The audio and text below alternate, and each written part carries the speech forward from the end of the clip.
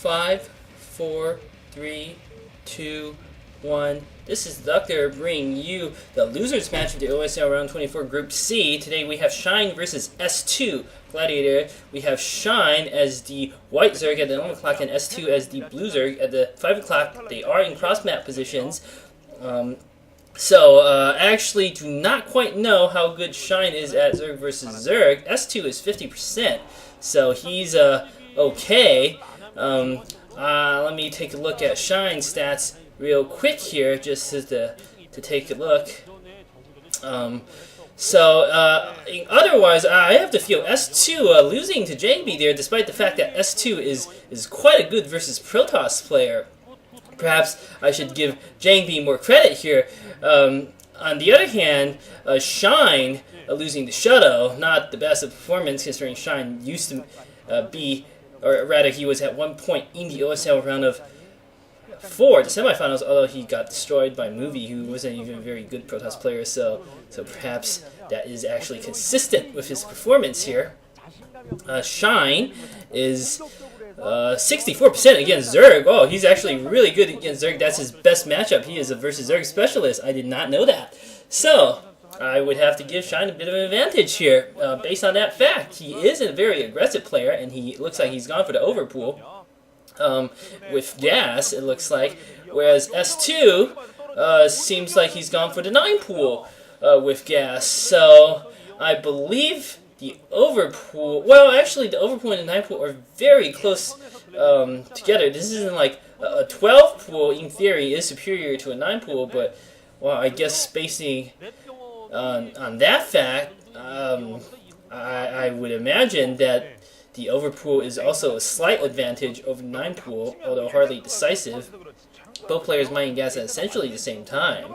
I would actually say this is more or less the identical build, although I am not quite as familiar with the details of the Zerg vs Zerg's matchup besides the basics, you know, the 12 pool beats 9 pool and the 12 hatch beats 12 pool and 9 pool beats 12 hatch sort of rule, but there are more subtleties that I am not entirely familiar with.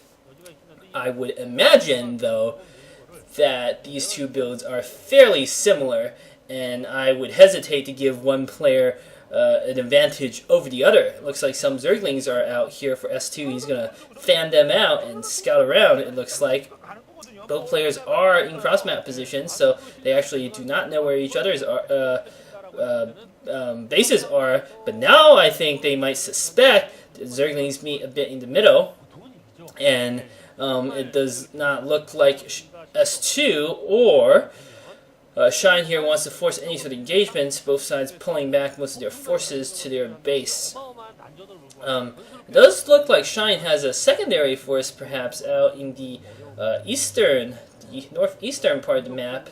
I don't think those are overlords. I think those might be 2 Zerglings over there. And look at those Zerglings all line up very neatly. Very nice by Shine.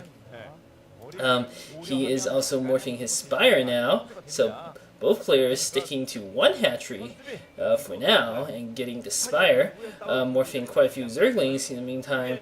Both players positioning their forces in a defensive position, basically identical builds thus far.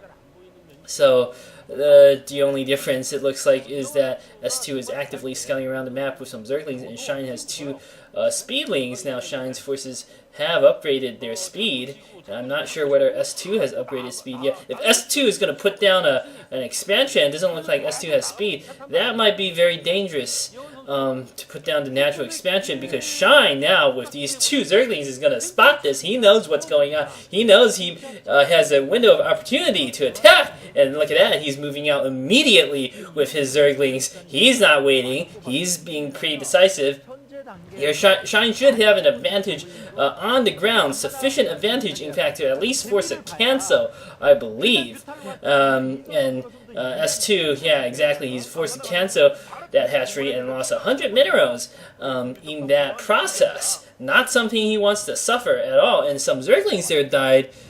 Were those S2 Zerglings? Looks like Shine might be forcing a break here at the front. I don't think this is wise. He's not going to be a breakthrough, not even a particularly concerted attack. Shine persisting with this action. Not going to. Looks like he might barely be able to win. He actually wins. I was a bit surprised by that, but Sunken morphed just in time to help defend here for S2, so he's gonna not suffer any damage from those Zerglings. I wonder if S2 actually managed to sneak on Zerglings into Shine's base and killed off a drone. I don't know. It looks like Shine is attacking. He's definitely killed off one drone. Maybe he's gonna get 2 drones. Very nice work by Shine. If he gets a third drone goes down. This is a decisive lead, I have to say now. I don't actually think Shine lost any units in his base. I could be wrong about that. I didn't see any drone corpse. I saw some Zergling corpse, which I assume gotta be S2. But if S2 had done damage to Shine, Shine has more than evened that up. Looks like Shine has 6 drones mining gas, and S2 has 5. I mean, mining minerals, and S2 has 5. Shine might lose his Overlord, though. Shine, using his Mulus, managed to catch one of the Mulus of S2. But unfortunately for Shine, he lost his Overlord. He's counterattacking with his Mulus action here. X on X action, I have to say. Well, actually, double X on double X would be more fun going for. But anyway, Shine taking the battle with his Mulus. Well done by Shine. I guess this is why he's 64% in Zerg vs. Zerg. He has sort of a knack for knowing what to counter. Now he's even up the Overlord count, and S2's only hope is if he can land those Scourge on Shine's Mulus and basically hope for Shine to fail his micro because now Shine has both an economic advantage and an aerial advantage. Yeah, it looks like Shine has 6 mining drones to S2's 5. I guess S2 must have done some damage with those Zerglings earlier. It's just the observers didn't show it. I would imagine because 6 drones doesn't seem quite right. Regardless, it looks like S2 still massing up the Mulus. He is not getting any Scourge. I do not see the Scourge here for Shine. For some reason, he built a pair, but did he send them out to scout or something? Or maybe put them at a different location? For now, S2 is in a comfortable position. Shine has managed to rebuild his Air Force so that it is fairly formidable. 1 second, I have to pause. And I am back here. It looks like Shine massing up additional Mulus for a big attack here.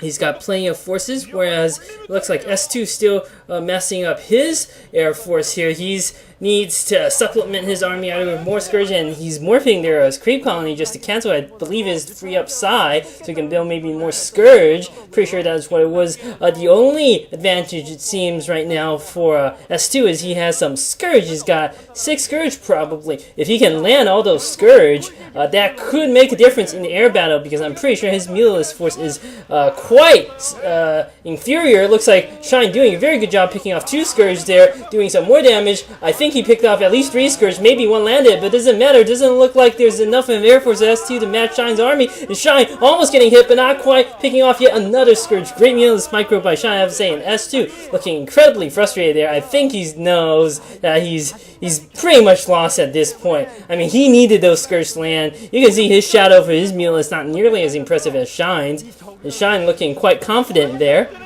I think this is over, barring a miracle or some epic fail here by Shine, but he's not going to fail. He's going to land his Scourge, it looks like, wiping out all of S2's Air Force. GG coming from S2. Great game by Shine. Going on to the final match.